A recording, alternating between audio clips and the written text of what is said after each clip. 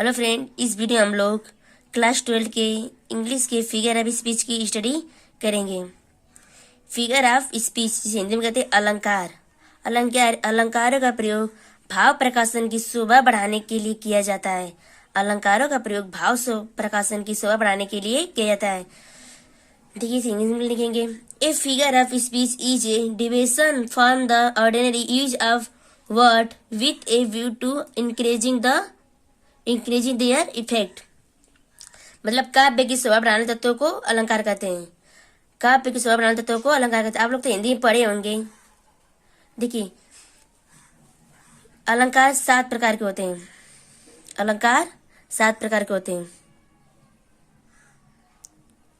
देखिए पहला है सिमिल उपमा अलंकार। सिमिल उपमा अलंकार। दूसरा है मेटाफर रूपालंकार। तीसरा है प्रश्नोपरिएक्शन मानवीकरण। चौथा है अपोस्ट्राफी संबोधन। पांचवा है ऑक्सीमन विरोधाभास। छठवां है हाइपरबोल अतिशयोक्ति। सातवां है ओनोमोटोपोइया ध्वनि सूचक। ये 7 जो इन सातों का हम आज स्टडी करेंगे इसमें का परिभाषा और एग्जाम्पल के साथ, ताकि बोर्ड परीक्षा में जो 4 नंबर का है आप लोग उसे हल कर सकें। देखिए इसकी डिविजन कैसे। पहला है सिमिल मतलब उपमा अलंकार। A simile is a comparison between two object of different kinds which have at least one point in common. The word as like or so are used for comparison. मतलब उपमा अलंकार इसकी हिंदी लिखते हैं। उपमा अलंकार वह अलंकार है जिसमें दो भिन्न भिन्न प्रकार की वस्तुओं के मध्य तुलना की जाती है, जिसमें कम से कम एक गुण समान होता है। तुलना करने के लिए एज लाइक और सो शब्द का प्रयोग किया जाता है। देखिए इसकी हिंदी बस इसलिए आप लोग बताया था कि आप लोग समझ जाए, मतलब इसलिए बताते रहे हिंदी। एग्जाम्पल देखिए, मतलब as like or so are इसमें प्रयोग होना चाहिए। देखिए प्रयोग है life is like a dream. जीवन एक स्वप्न के समान है। देखिए इसमें लाइक का प्रयोग है ना, मतलब ये सिमिल का है। दूसरा she is lovely like a dream like a rose. She is lovely like a rose. देखिए इसमें लाइक की प्रयोग आप लोग समझ जाए, मतलब ये सिमिल का है। आप लोग 2 एग्जाम्पल बोर्ड एग्जाम में लिख सकते हैं। दूसरा लेते हैं मेटाफर का। देखिए मेटाफर क्या है। In metaphor the things compared are treated as one and the same, and the word of comparison is like or so not used.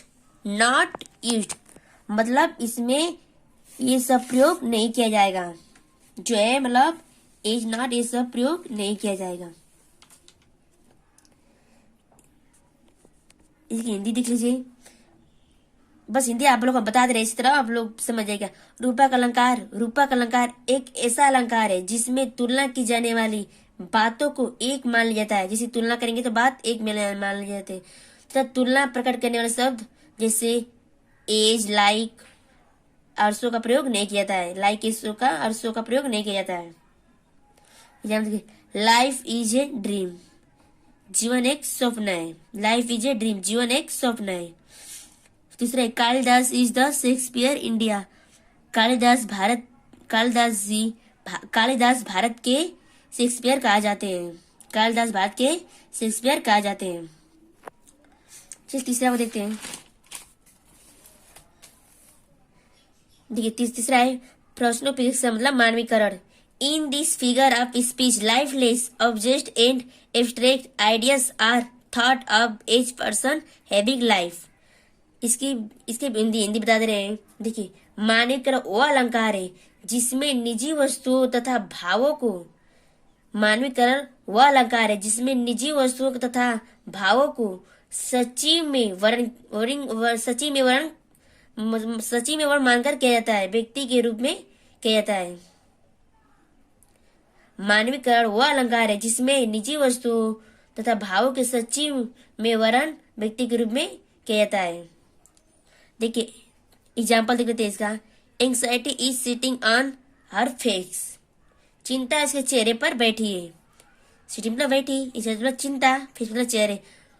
चिंता इसके चेहरे पर बैठी है। ये किसका एग्जाम्पल है? मानवीकरण का, मतलब पर्सनिफिकेशन। जैसे लव इज ब्लाइंड, प्यार अंधा होता है, चाहे प्रेम अंधा होता है, मतलब मानव की तो क्या है, मतलब इसलिए प्रेम अंधा होता है। चौथा देखते हैं, अपोस्ट्राफी संबोधन अलंकार। अपोस्ट्राफी मतलब संबोधन अलंकार। An apostrophe is a direct address to the ड्रीड to the absent or to a personified object or idea. इसके हिंदी देख लेते हैं। अपोस्ट्राफी मतलब संबोधन व अलंकार है, संबोधन व अलंकार है जिसमें मृत मतलब डीड मतलब जिसमें मृत अनुपस्थित या मानवीकरण के लिए मानवीकरण किए गए पदार्थ या विचार को संबोधित किया जाता है। एग्जाम्पल देखते हैं। देखिए, oh liberty why are you so dear. Oh liberty why are you so dear. ये स्वतंत्रता तुम इतनी प्रिय क्यों हो? Oh liberty why are you so dear. Oh स्वतंत्रता तुम इतनी प्रिय क्यों? दूसरा है, ओ डेट कम सुन। ओ डेट कम सुन। ए मृत्यु तुम जल्दी आओ। ए मृत्यु तुम कम सुन मतलब जल्दी आओ। ए मृत्यु तुम जल्दी आओ। अब देखिए पांचवा देखते हैं, ऑक्सीमन। ऑक्सीमन मतलब विरोधाभास। अब देखते हैं इसकी English. In this figure of speech two opposite qualities are added to the same thing. Oxymoron मतलब विरोधाभास वह अलंकार है जिसमें एक ही वस्तु में दो विरोधी गुणों को दिखाया जाता है। मान लीजिए ऑक्सीमन वह अलंकार है जिसमें एक ही वस्तु में दो विरोधी गुणों को दिखाया जाता है। देखिए, and having nothing he hath all. और पास में कुछ भी नहीं होते भी और उसके पास सब कुछ है। मतलब देखिए, पास में सब कुछ भी नहीं लेकिन फिर भी सब कुछ है, मतलब ये मतलब वो कौन सा अलंकार होगा?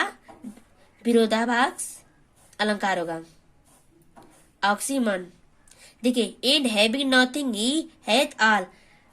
और पास में कुछ भी नहीं है, पास में कुछ नहीं है होते हुए और उसके पास सब कुछ है, मतलब पास में कुछ भी नहीं और सब कुछ है, मतलब वो अलंकार कौन सा होगा? ऑक्सीमन। दूसरा है, it is an open secret. It is an open secret, यह एक खुला रहस्य है। चलिए सातवां देखते हैं। सातवां है hyperbole. Hyperbole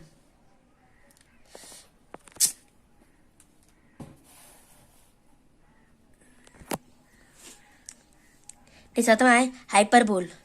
in hyperbole things are shown are greater or less better or worse than they really are. In hyper things are shown as greater or less better or worse than they really are. Hyperbole वह अलंकार है जिसमें किसी बात को वास्तविकता से कहीं अधिक बढ़ा चढ़ाकर या बहुत घटाकर प्रकट किया जाता है। मतलब हाइपरबोल वह अलंकार है जिसमें किसी बात को वास्तविकता से कई अधिक बढ़ा चढ़ाकर या बहुत घटाकर प्रकट किया जाता है। जैसे एग्जाम्पल देखिए, river of blood flowed in the battle. युद्ध में रक्त की नदियां प्रवाहित हो गई है। मतलब पता नहीं है लेकिन देखिए, युद्ध में रक्त की नदियां प्रवाहित हो गई, मतलब कुछ बढ़ा चढ़ाकर बात की जा रही है। युद्ध में रक्त की नदियां river of blood flowed in the battle. युद्ध में रक्त की नदियां प्रवाहित की गई है। दूसरा है, I am not seen him for eggs. मैंने उस युगों से नहीं देखा। मैंने उसे युगों से नहीं देखा। चलिए सातवां लास्ट देखते हैं। देखिए सातवां है ओनोमटोपोइया, मतलब ध्वनि सूचक। In this figure of speech the sound suggest the sense or meaning कितना छोटा सा है। In this figure of speech the sound suggest the sense or meaning. मान ली ओनोमोटोपोइया वो अलंकार है जिसमें शब्द की आवाज से अर्थ का बोध होता है। मतलब ध्वनिसूचक वह अलंकार है जिसमें शब्द की आवाज से अर्थ का बोध होता है। देखिए एग्जाम्पल देखते हैं। The snakes are the snake are hissing and the bees are buzzing. सर्प फुफुका रहे हैं और मधुमक्खियां भिनभिना रही हैं। मतलब देखिए आवाज आ रहा है ना। मतलब the snake are hissing and the bees are buzzing. सर्प फुफुका रहे हैं और मधुमक्खियां भिनभिना रहे हैं। दूसरा है द कैट्स मेव बिल्लियां म्याऊ म्याऊ करती है। द कैट्स मेव बिल्लियां म्याऊ म्याऊ करती है।